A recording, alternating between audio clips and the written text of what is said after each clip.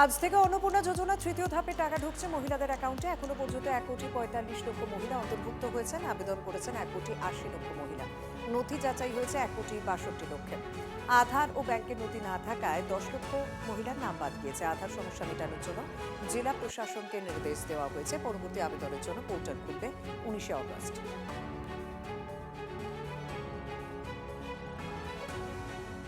আমরা বলেছি, কথা রাখবো, রেখেছি।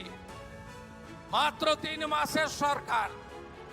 আমরা জুন মাসে 28 লক্ষ মহিলাকে আমরা 3,000 টাকা করে দিয়েছিলাম। পরের মাসে 1,19,00,000 মহিলাকে আমরা 3,000 টাকা করে দিয়েছিলাম। আপনারা জানেন, এর আগে যে সরকার 2021-এ প্রথম 500 টাকা করে দিত, 24 সাল পর্যন্ত 500 টাকা করে দিত। 9 মাস লাগিয়েছিল। প্রত্যেকটা জিনিসেরই নাম নথিভুক্ত করতে হয়, ঝাড়াই বাছাই করতে হয়। আগের সরকারের আমলে পুরুষরাও লক্ষ্মীর ভান্ডার পেত, মৃত লোকেরাও পেত। আপনি তো চান না সরকারি টাকা এভাবে নয় ছয় হোক।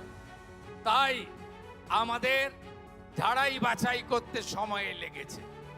আজকে শুনলে খুশি হবেন, 1,45,00,000 মহিলার অ্যাকাউন্টে আজকে আমরা জুলাই মাসের তাদের যে টাকা, আমরা 3,000 করে টাকা ঢুকিয়ে দিয়েছি।